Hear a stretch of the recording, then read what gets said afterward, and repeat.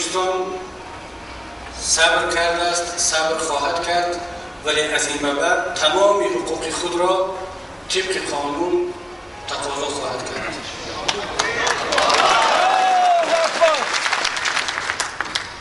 بخصوص در این مرحله که خیلی حساس است، ما واقعا وقتی که صلح کردیم و با این صلح میفخریم و به هر کسی که کمترین سهم در این صلح را داشت تشکر بیان میکنیم، بخصوص به جمهوری اسلامی ایران و فدراسیون روسیه و کشورهای گروه تماس و افغانستان و شهید احمد شاه مسعود استاد ربانی که فرزندان ایشان نمیتوانند در این جشن ما شرکت کنند، متاسفانه و همه کسانی که در این صلح سهم داشتند، به نمایندگی از استادمان، از استاد نوری، استاد محمد شریفی منزاده، از استاد ترجان زاده که رهبر یکی از هیئت‌های یک طرف بود، از همه ملت تشکر بیان می‌کنیم. این صلح برای ما عزیز است. بیایید درباره صلح صحبت کنیم، دیگر یکدیگر را از جنگ نترسونیم.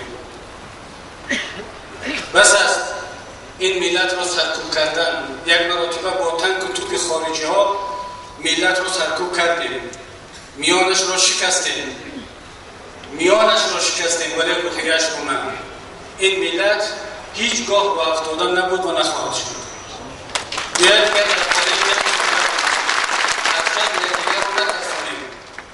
بخصوص نهضت اسلامی تاجیکستان را که همه چیز را دیده است، در برابر همه مشکلات صبر کرد، جنگ را هم دیده است، مقاومت را هم دیده است، هجرت را هم دیده است، بازگشت سربلندانه را هم دیده است، صلح و صفا و همدیگر فهمی را هم دیده است.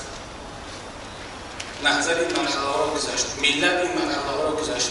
دیگر یکدیگر را از جنگ نترسانیم.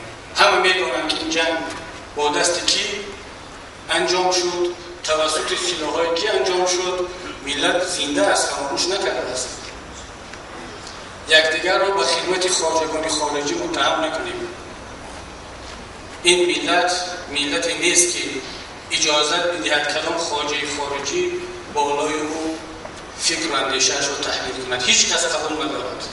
نه حزب خلق دموکراتی تاجیکستان، نه حزب کمونیست، نه حزب سوسیال دموکرات و نه این حزب جدید تازه تأسیس شده تاجیکستانی نو و طبیعی است که حزب نهضت اسلامی تاجیکستان هم هیچگاه قبول ندارد که یک خارجی، یک اجنبی فکر خود را تحمیل کند. نهضت اسلامی تاجیکستان اثبات کرد یک مرتبه که در برابر دخالت خارجی چگونه واکنش خواهد کرد. در این تاریخ استقلالیتی ما همه یک مرتبه به کشور ما از بیرون ارتش کشیدند و همتون میدونید سال 98 با کمک خارجی ها و کشورمون ارتش کشیدند. نهضت اسلامی تاجیکستان بود که با مجاهدینش در برابر یورش بیگانگان ایستاد. سلاح داشت، مهمات داشت، ولی به خاطر ملت و وطن وای ایستاد. و این چندان دور نشده است که باز هم ملت ما را تحقیر کردند، رهبریت ملت را تحقیر کردند. باز هم نهضت اسلامی تاجیکستان اولین شده صدا بلند کرد و جسارت را به ملت و به دیگران داد. وگرنه 10 روز گذشته بود از این بیانیه تحقیرآمیز همه گوشها کرد، هیچ کس صدا بلند نکرد. نهضت اسلامی تاجیکستان قبول ندارد که یگان خارجی اندیشه خود را، فکر خود را بالای ما تحمیل کنند. گویا یکدیگر را دیگر به این حرفا و به این تمغه ها متهم نکنید. ما در این 40 سال نسل را تربیت کردیم که وطن را دوست می‌دارد، ملت را دوست می‌دارد، آماده است که برای این ملت جانش را فدا کند، برای این دین، برای این فرهنگ. بسیار می‌خواهیم دعوت می‌کنیم از همگان که یکدیگر را خوب بشناسیم، احترام کنیم، از استفاده کلمه‌ها و عباره‌های تحقیرآمیز خودداری بورزیم. به اینم قلب‌هایمان پر از جراحت است. دیگران به اینم در اطراف نقشه کشیده ایستادند. من خیلی تعجب میکنم. یک روز پسی هم داریم دوستان را از دست داده ایستاده. کشور ملت در دشوارترین حالتش قرار دارد. رئیس جمهور دیروز در آخر پیامشان اشاره هم داشتند که این روزهای دشوار میگذرد. معنی آن را دارد که در روزهای دشوار قرار داریم. منظورشان خارج بود. وقتی که در خارج دشواری دارد چرا در داخل دشمن میجویید؟ چرا در داخل دشمن با وجود میارید؟ چرا با شهروندان خودتان زبان گفتگو پیدا نمیکنید؟ برادران عزیز و خصوص هموطنان عزیزم، بیشتر از 2 سال است که نهضت اسلامی تاجیکستان دعوت مکالمه ملی را کرده است. میگوییم بیاید با هم مکالمه کنیم، بیاید با هم بشینیم صحبت کنیم.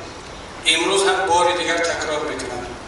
محترم رئیسان حزب‌های سیاسی از حزب خلق دموکراتی شروع کرده تا حزب تازه تأسیسی تاجیکستانی نه، محترم اندیشمندان، روشن فکران، کسانی که دلتان به این ملت و کشور میسوزد، از همه‌تان برادرانه خواهش میکنیم یک کوچک شما، خودترین شما، بیاید دور هم بشینید مصلحت کنیم که با این ملت و کشور چی باید کرد.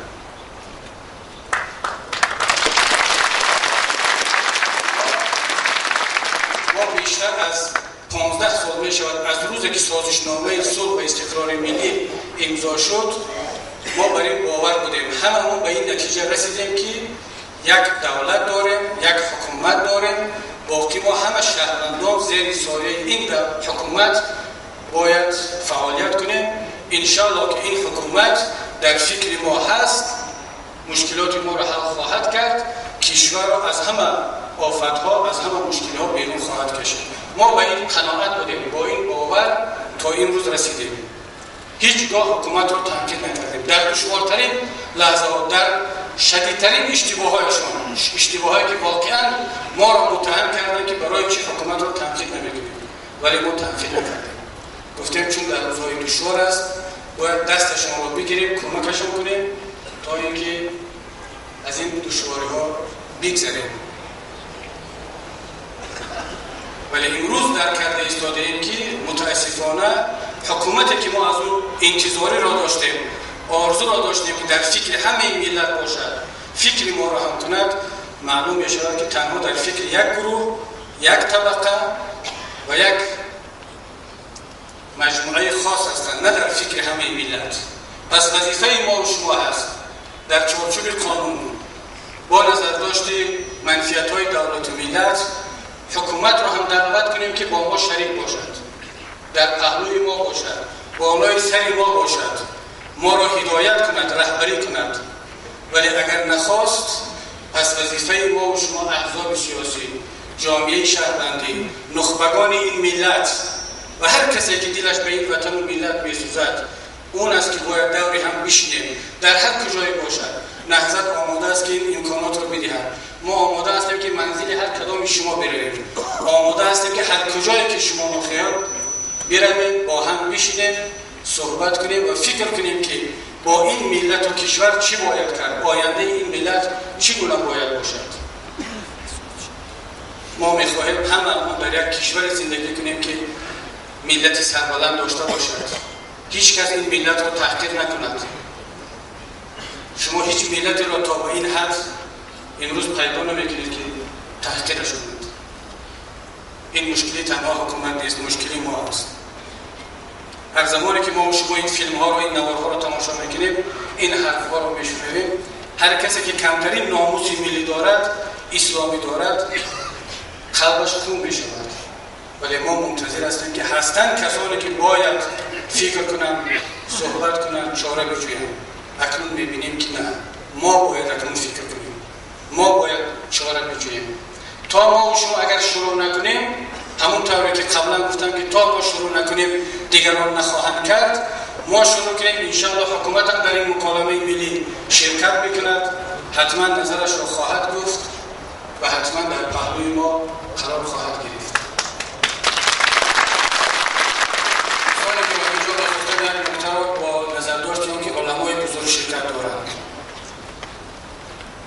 پیشوایان ما شرکت دارند خدمت و نقض کنم. نهضت اسلامی تاجیکستان یک نیروی مردمی وطنی ملی هست که در اساس ارزش‌ها و فرهنگ اسلامی بنا یافته است. اسلامیت ما در نام حزب ما تجسد یافته است. دیگر هیچ ضرورت ندارد که ما خود را معرفی کنیم و کی بودنی خود را تکرار کنیم. ولی این نکته را هم باید بگویم که اسلامی بودنی ما به معنای آن نیست که ما اسلام خود را، دین خود را بالای همه تحمیل خواهیم کرد. نهضت اسلامی تاجیکستان به آزادی اعتقاد، به آزادی دین و وجدان اعتقاد دارند. ما به آزادی اعتقاد داریم. این اعتقادی ما اعتقاد سیاسی نیست، اعتقاد قرآنی هست. لا اکراه فی الدین، در دین فشار و اکراه نیست. در دین تبلیغ و دعوت است که باز تبلیغ و دعوت شرطهای خود را دارد. استعیذ بالله ادع الی سبیل ربک بالحکمت و الموعظة الحسنه. به سوی پروردگارت با حکمت و موعظه حسنه دعوت کن. اگر بیرون از این بود این دعوت نیست، این تبلیغ نیست و این اسلامیت نیست. ما حق نداریم که بالای کسی دیدگاه خود را تحمیل کنیم. همچنانه که ما حق داریم دعوت و تبلیغ کنیم، باید به این باور باشیم که دیگر دین‌ها هم حق دارند که دعوت و تبلیغ کنند. در اینجا باید برابری و مساوات باشد. نهضت اسلامی تاجیکستان احترام می‌گذارد به تمام ادیان و تمام اندیشه‌های دینی و غیر دینی، حتی به اندیشه‌هایی که لادینی هستند، اتئیستی هستند. در اسلام هیچ کس حق ندارد که بیدینی را، کسی که به خداوند اعتقاد ندارد، فقط برای اعتقادش مورد مجازات قرار بدهد. اگر میداد، امام اعظم با دهریان زمان خودش بحث نمیکرد در بالاترین سطح. اگر جزا میداد، خلیفه مسلمانان، رهبران فکری، دهریان، اتئیست ها را دعوت نمیکرد که با امام اعظم در مناظره بشینند، آنها را زندان میکرد. ولی خلیفه مسلمانان بهترین شرایط را برای بحث آزاد برای دو طرف مهیا کرد. اگر اون زمان تلویزیون و رادیو می بود، حتما این بحث را از طریق رادیو و تلویزیون تشکیل میکرد. بهترین شرایط برای اون وقت قصد همون خودی خلیفه بود.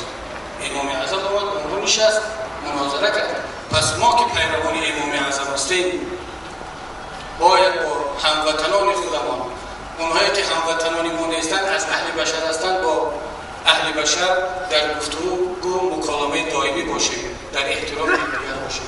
این است دیدگاه نهضت اسلامی تاجیکستان و من خواهش میکنم که هیچ کس را از نهضت نترسانند که اگر نهضت اسلامی تاجیکستان سری قدرت آمد یا قوی شد، وضع دیگر دین‌ها، اقلیت‌های دینی و اتنیکی در کشور بدتر خواهد شد. یگانه چیزی که مردم را میترسانند همین است و چیزی دیگری هست که بانوان ما را میترسانند، خواهران ما را میترسانند، مادران ما را میترسانند که اگر نهضت قوی شد همه شما با روسری و با حجاب خواهد بود.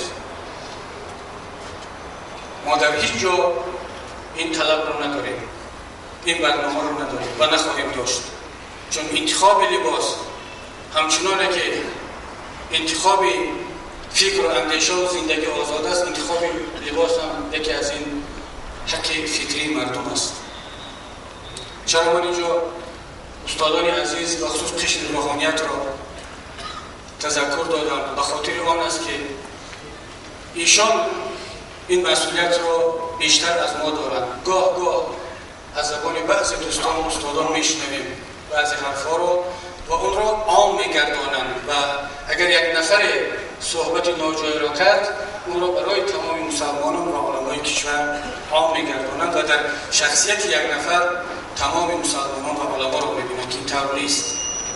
همچنان میخواستم نکته دیگر را تاکید کنم. حزب نهضت اسلامی تاجیکستان همچنین یک حزب سیاسی دینی بر اساس ارزش‌های اسلامی هست و این وطن، این ملت بیشتر از 1000 سال هست که با مذهب حنفی زندگی دارد.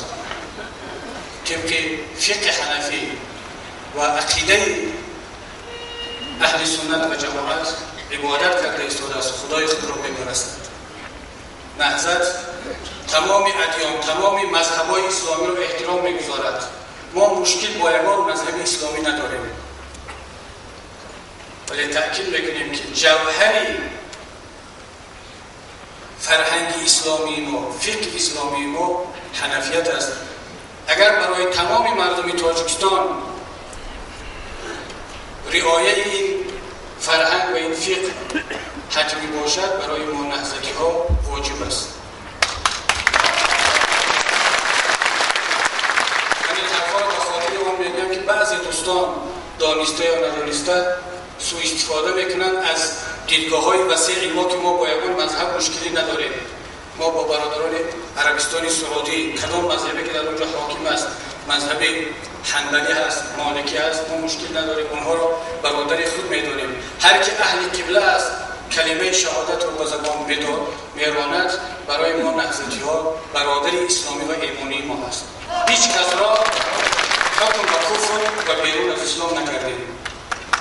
شاید همین هم یکی از موردهایی هست که مورد سوء استفاده قرار میگیرد. اگر کسی را از برادری مسلمانت حکم به کفر نکردی، پس خودت هم از ایشان هستی.